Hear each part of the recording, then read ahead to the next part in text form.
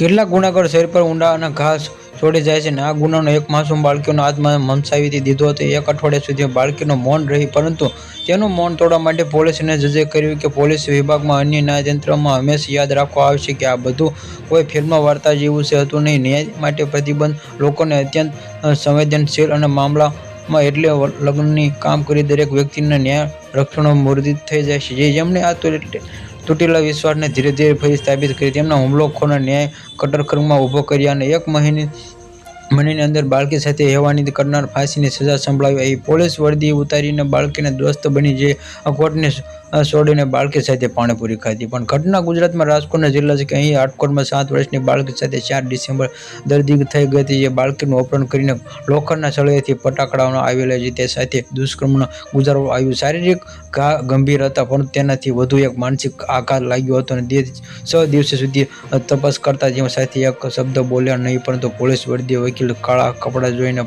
કાપી ઉઠી હતી. જે વર્દી ઉતારી ચોકલેટ લઈ ગયા પછી પોલીસ અપરાધીને ફરાર થઈ હતો. પીડિતના ખામોશ એવા હાઈસ્ટ્રીટ પોલીસમાં સુપ્રિન્ટેન્ડન્ટ એસીપી સમીર અને ભારદ્વાજ રાજા નિર્તુર રાજકોટમાં ગ્રામ્ય પોલીસ વિસ્તારમાં જે પરંપરામાં તપાસ કરતા જેમાંથી આરોપી પકડતા તે માટે બાળકી સાથે દોસ્તી કરવી પડે જે તપાસી સવાલો થાય. ચોકલેટ લઈ ગઈ એસપીની સમીર ભારદ્વાજે પોતાની વર્દી બાજુ મૂકી દીધી. પોતાની સરકાર ગાડી બાળકીને મીઠાઈ ખાઈ ભરી દીધા.